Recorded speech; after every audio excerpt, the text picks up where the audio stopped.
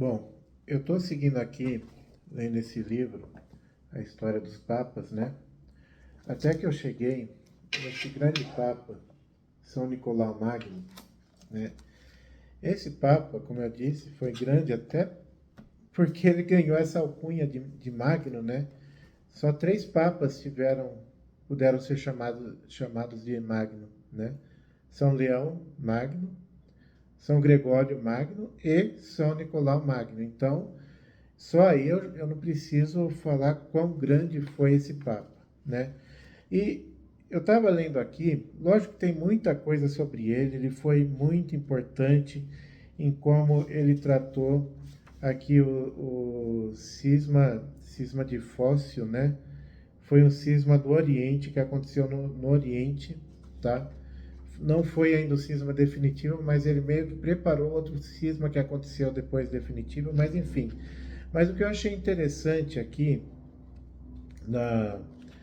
um trecho interessante, que era os conselhos, certo, que ele dava para um povo que estava sendo convertido.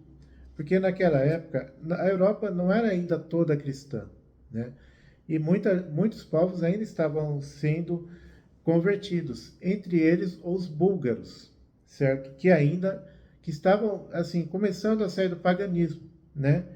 Então, olha que interessante o que diz, o que esse Papa, conselhos que o Papa deu ao rei dos búlgaros, que, como eu disse, estavam começando a se tornar cristãos. Então, Nicolau havia dado preceitos ao rei dos búlgaros, reunidos sob o título de responsa, os quais formavam como um códice de constituições civis adaptadas para o uso de uma nação rústica, ou seja, ainda eram bárbaros, né? Ou seja, rústicos, né? E mostram a sabedoria do pontífice no conhecimento da vida prática e na suave moderação. Os búlgaros costumavam alçar uma cauda de cavalo como o estandarte de suas batalhas e perguntaram como podiam substituí-la. Olha, usamos uma cauda de cavalo, né? O que nós podemos usar no lugar dela, né? O Papa aconselhou a cruz, né? Acho que se fosse hoje o Papa ia falar, não, bobagem, a cultura de vocês, continua usando a cauda de cavalo mesmo, né? Não, largue isso e use a cruz. É mais ou menos o que São Remígio fez com o rei Clovis, né? Anteriormente, quando ele se converteu ao cristianismo, né? Que usava um sapo como estandarte, né? E o rei Clovis falou, queima o que você adorou e adora o que você queimou, né? E aí o rei Clovis se converteu. Mas isso é outra história. Então, o Papa aconselhou a cruz.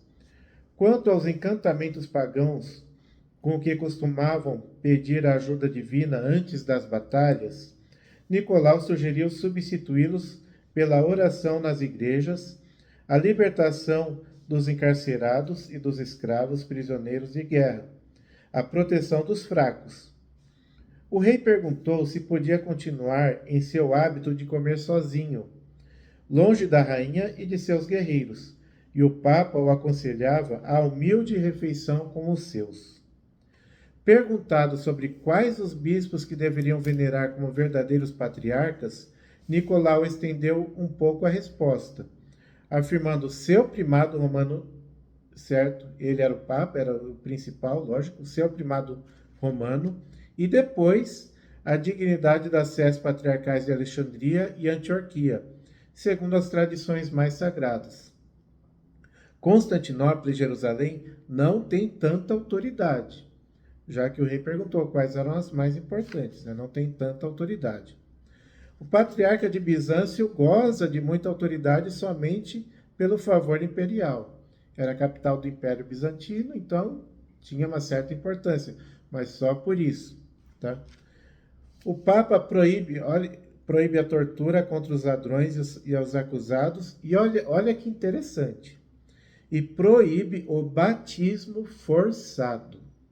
Ele estava falando isso com pagãos que estavam se convertendo ao cristianismo. Olha, proíbe o batismo forçado. Por que eu queria frisar isso daí? Porque é, é próprio do, do, do cristianismo converter as pessoas, nunca forçar as pessoas a serem cristãs, a aderirem à verdade do Evangelho, né? Não é o caso, por exemplo, de umas outras religiões aí, uma religião que se expandiu em um século territorialmente, se expandiu enormemente com a força da espada, obrigando as pessoas a se converterem. E até hoje essa religião é muito importante aí, né? Parece que vai criando uma lua assim, que vai se fechando, né? Então, o cristianismo não é assim. O cristianismo, ele persuade as pessoas, né? Ele converte as pessoas para a verdade, porque a verdade ela acaba se impondo, né? Agora, já aconteceu na história de alguém querer forçar a conversão das pessoas ao evangelho? Sim, já aconteceu. Já aconteceu. E quando isso aconteceu, a igreja censurou veementemente, certo? Posso citar o exemplo mais que eu conheço assim, mais claro, foi o que aconteceu com o grande Magno, né? O Carlos Magno, o imperador que criou aquele grande império cristão, né? Carlos Magno foi um grande rei, um grande imperador. Graças a ele, a igreja conseguiu ele deu os primeiros passos para a cristandade, essa é a verdade, né? Então ele foi muito importante. Mas teve um caso que aconteceu que não foi muito louvável da parte dele, né? Foi quando ele conquistou a Saxônia, né? Então, Carlos Magno, o que acontece? Ele criou um império enorme, um império muito grande, certo? E um dos territórios que ainda não fazia parte do Império Carolíngio, certo? Era justamente a Saxônia, onde viviam os saxãos, que hoje é mais ou menos, acho que o nordeste da Alemanha, certo? E os saxões, eles eram pagãos, mas não eram só pagãos. Além de pagãos, eles eram anticristãos. Eles toda hora invadiam o império de Carlos Magno, eles saqueavam, roubavam os cristãos, enfim, eles eram terríveis. Mais ou menos como os islâmicos na época, né? E depois vieram os normandos, né, que a gente chama de vikings, enfim. Os saxãos eram terríveis, certo? Até que aconteceu uma coisa que foi a gota d'água, que o Carlos Magno falou, não, isso eu não admito, tá? Quando eles invadiram o território do Império Carolíngio e queimaram uma igreja, eles falaram, isso não dá para admitir, queimar a igreja não, né? Aí eu até lembrei recentemente, né, Notre Dame queimada, né? E, e outras igrejas também que foram queimadas recentemente, né? E como as pessoas colocam panos quentes, né? Carlos Magno não, e isso não se dá para admitir. Aí ele abriu guerra contra os saxãos. Foi uma longa guerra, acho que de uns 30 anos, até que o Carlos Magno conquistou a Saxônia e anexou a Saxônia ao seu território, certo? Porém, ele fez essa prática. Depois dessa conquista, ele quis obrigar os saxãos a se batizarem, né? E os conselheiros dele da igreja na época censuraram ele veementemente, né? Não só o Papa, acho que depois já não era mais o Papa Nicolau, era o Papa Adriano, parece que Adriano I, se eu não me engano, censurou ele, e o Alcuino de York. O Alcuino de York foi muito importante, ele foi assim, ele que organizou toda a educação do Império Carolíngio, né? O Carlos Magno buscou ele lá em York, na Inglaterra, um monge extremamente culto e que deu as bases da educação do Império Carolíngio. Olha o que o Alcuino falou para ele. Pregar antes o evangelho, pregar antes de batizar. Não é com gládio que se leva a pia batismal pagãos que ignoram tudo sobre o evangelho. É preciso, em primeiro lugar, fazê-los sentir o jugo suave de Cristo. Então é assim que se evangeliza, né? Nunca forçando ninguém a aderir ao evangelho. Então, até os grandes homens da história cometeram um erro, e Carlos Magno cometeu os erros dele também. Ele começou vamos dizer assim, deu início à cristandade, mas ele tinha os problemas dele, os pecados dele. Ele ainda era um pouco bárbaro, né? Embora tenha se tornado um grande cristão, ainda mantinha um pouco de costumes bárbaros, né?